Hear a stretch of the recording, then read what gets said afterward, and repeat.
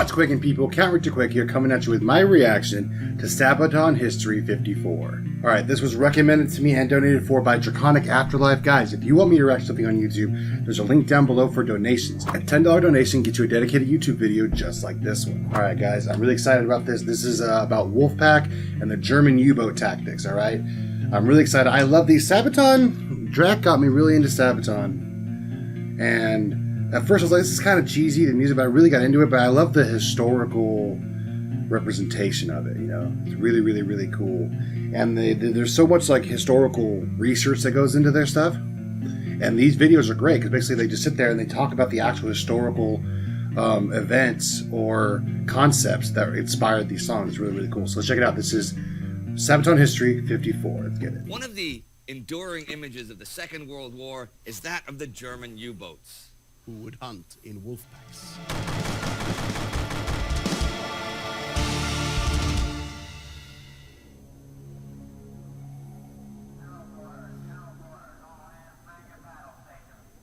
To their own shore came the World War, glistening and lead in the beauty west.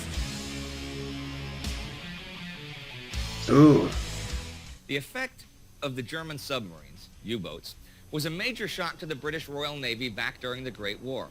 So it was not surprising that in the Peace Treaty of Versailles, Germany would not be allowed to have any submarines, and its navy was greatly reduced in size. In fact, the potential of the submarine as a weapon seemed such a possible threat to Britain's imports, and thus its economical survival, that there were some British politicians trying to ban submarines in general. In Germany, the U-boat crews and commanders were well respected as heroes of the Great War. So it's no wonder that even as early as 1922, they secretly kept tabs on the further developments of the submarine. In 1935, when Adolf Hitler felt strong enough politically to openly proclaim the rearmament of the German Wehrmacht, Admiral Erich Raeder began building a modern, new U-boat force. He envisioned a large submarine fleet. According to him, their true potential had been wasted in the Great War because Germany was unable to produce enough of them to be really effective. But to his dismay, not only the Anglo-German naval agreement, but also Hitler's own visions of mighty battleships and aircraft carriers seriously limited his options. So Raeder tasked the acclaimed submarine captain from the Great War, now Admiral Karl Dönitz, to do the best he could with what he had at hand. And that was little enough. By the outbreak of the Second World War, the Kriegsmarine had only 39 frontline submarines available.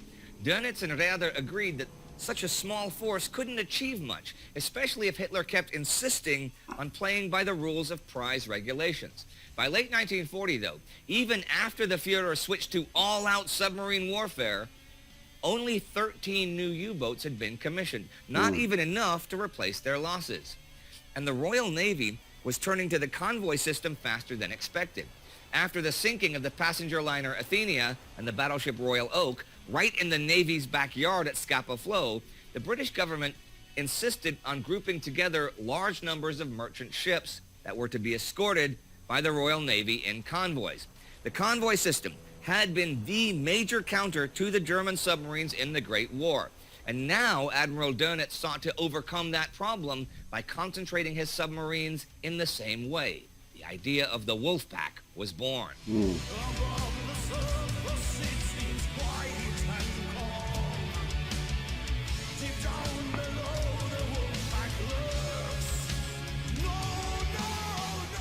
If Germany wanted to bring Britain to its knees, they had to win the tonnage war. They simply had to sink more ships and cargo than the British could reproduce.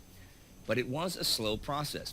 During the Norwegian campaign, the submarines had faulty torpedoes, which repeatedly jeopardized their missions. Even when in perfect position to take a shot, the German torpedoes could simply fail to explode or to find their target. This was not only really frustrating, but also dangerous to the then exposed submarines.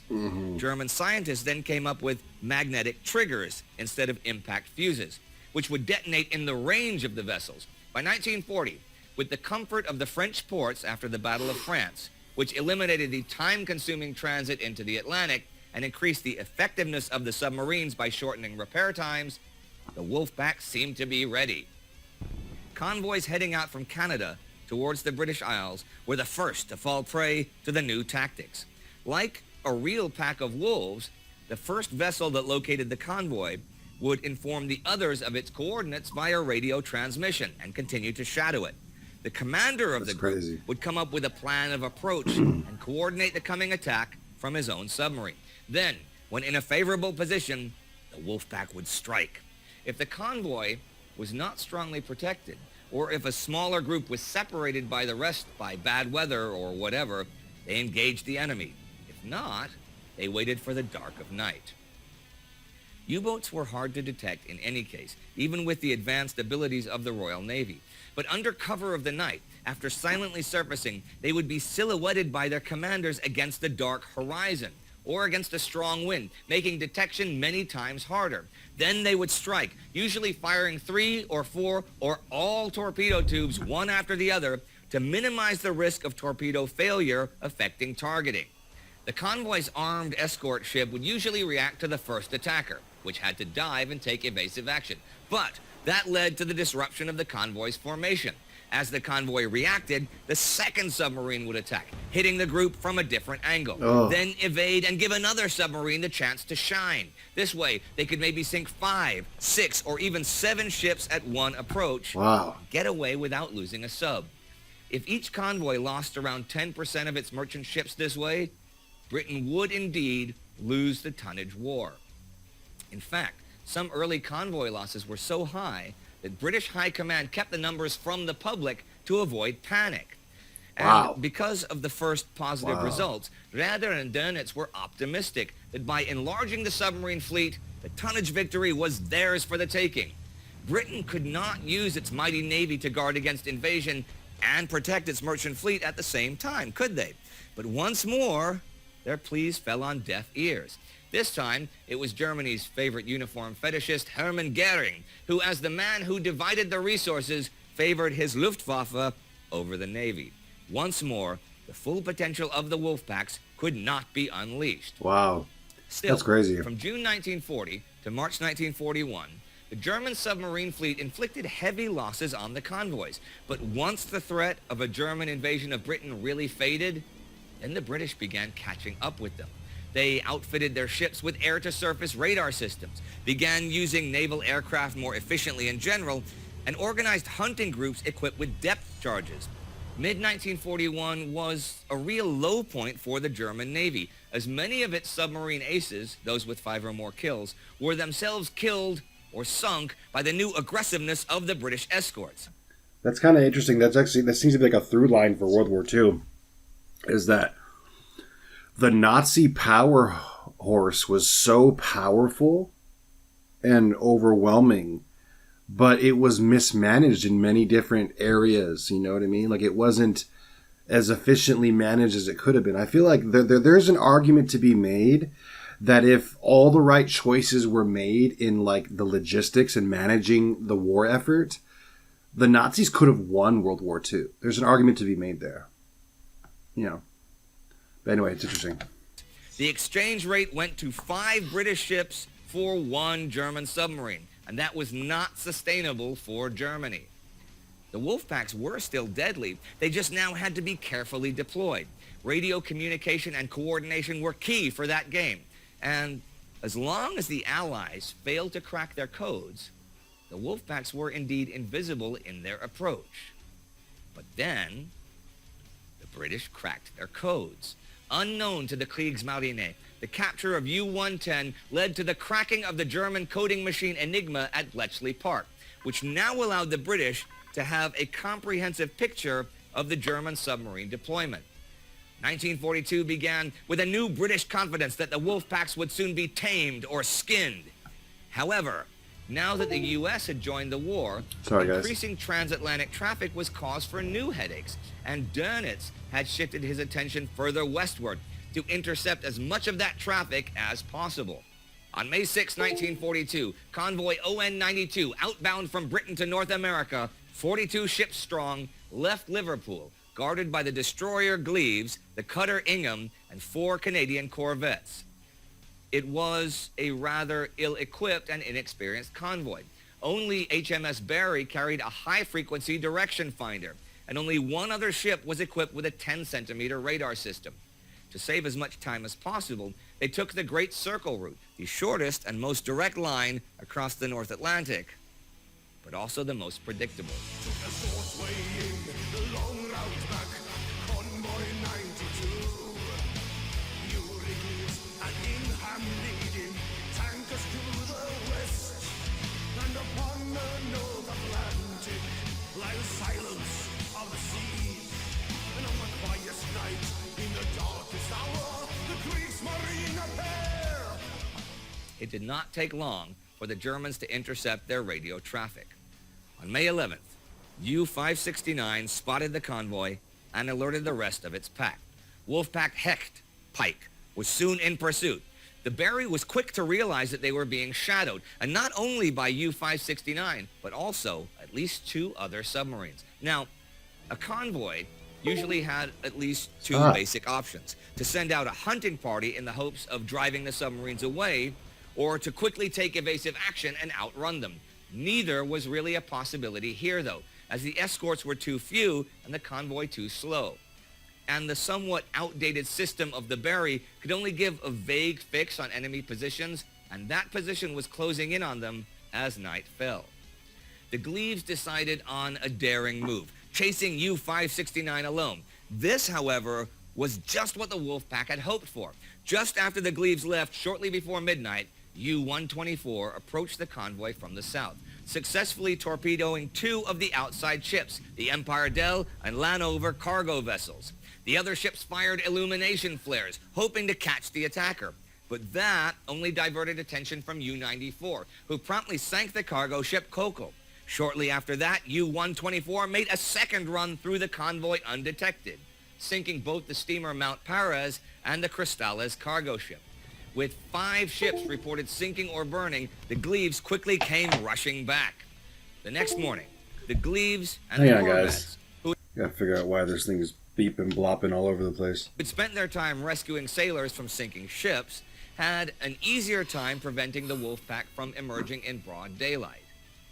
But then their luck ran out. Their evasive maneuvers led them into a storm, and also into the path of U-94, who was waiting for them. During the storm that night, U-94 torpedoed at least 1, but possibly 2 merchant ships, the British Batna and the Swedish Tolkien. Having lost 7 ships now, the convoy was a shambles. But the Wolfpack was running out of fuel and torpedoes, so Dönitz called his pack back home, pleased with the results. The Allies realized that despite their earlier successes and improvements, the Wolfpacks were very much still alive and very much still dangerous. And German Naval Command gained new hope that the Battle of the Atlantic was a long way from being over.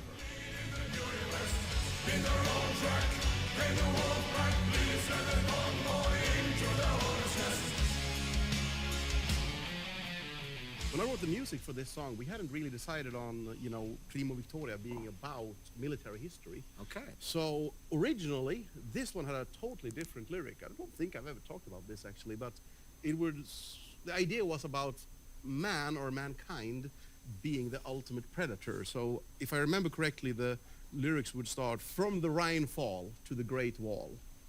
Man, Mother Nature's ultimate predator. I can't remember exactly. Something along those lines anyway. And I think I'd gotten pretty far. I was halfway through the lyrics, but as we then had the music to Prima Victoria, me and Per thought we needed something big. So we decided on D-Day for Prima Victoria. All of a sudden, it clicked. It made sense for us, It was interesting to sing about military history. It had a huge and epic sound to it. So we thought, we can't sing about beer and riding motorcycles or, sex, drugs, and rock and roll and that stuff. And I mean, this was 2004 when we recorded that album. And we thought, hell yeah, let's do it. Well, there are an awful lot of songs about beer and sex and drugs and rock and roll, and there's not a whole lot of songs about, U-boat Wolfpacks, for example. No. So you do. That's true. Nobody can accuse you of another song. Oh, you like beer? Well, so does everybody else who writes a song about beer. There's not a whole lot of songs about people that hate beer. Oh no. You don't see that from metal bands. I hate beer. Now, it's interesting that the original lyrics were about man as the ultimate predator, and of course war is an expression of that as the ultimate predator. But is man really the ultimate predator? Because we do have there is one other apex predator that is likely as deadly as man. Please don't say beer. No. Okay, 2. No, the mosquito. Oh, yeah. Mosquito kills an awful lot of human beings. I mean, between just malaria alone. I mean, so do you have any songs about mosquitoes? Not yet. Well, I They're mean, not- they actually have to go to war. Ooh. Interesting.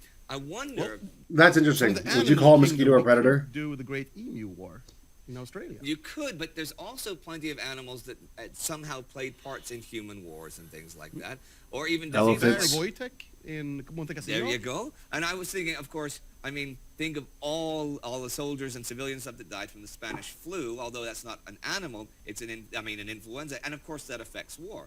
The spread of sleeping sickness and malaria and other insect-borne diseases, or smallpox, which was the what? I don't know what we What? should do. We should do a special about gin tonic.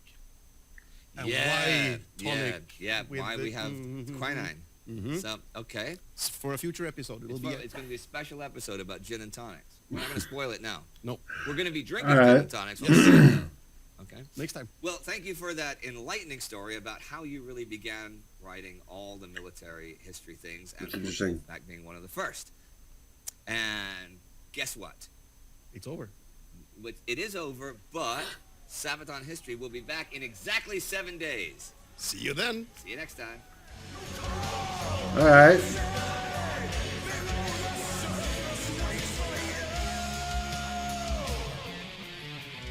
All right, everyone.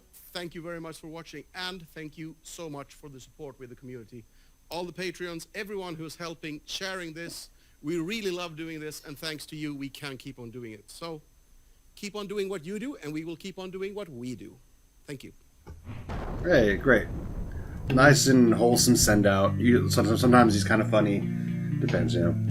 But that was crazy. So, like, it was really interesting because I like to say it. I was talking about it a little second ago that the Nazi war effort was very deadly, and these like Wolfpack, which is kind of interesting because they're in the water. So, like, I was trying to think what like marine predator hunts in packs, and don't orcas hunt in packs? Don't orcas like hunt in pods? And then, like, they, like, separate a mother from its calf, and then they eat the, you know, no, I think that's how that works. Anyway, I could be wrong. But the way they would hunt, like, intelligently, like, they would outsmart their prey, which is what wolves do. And they would, like, lure them away. They'd fall into their trap. Like, it's just that they were underdeveloped and mismanaged. I feel like that would have been an even more deadly force. I feel like that's the thing. Like I was saying, I feel like the Nazis, one of the biggest downfalls they had was they were just not managed logistically, especially towards the latter half of the war. You know, I feel like they would have had a much better chance of actually winning the war. Not that I'm saying it's a good thing they didn't. Don't get me wrong. I'm just saying that they were so formidable that if they were managed better, who knows what would have happened. Anyway, guys, if you enjoyed this reaction, like, comment, subscribe. If you feel so inclined, follow me on all my social medias, join my Discord, follow me on Twitch. Everything I do is down in the description. Come hang out. Till next time, guys, I've been Count Richard Quaid, and I hope you have a seismic day.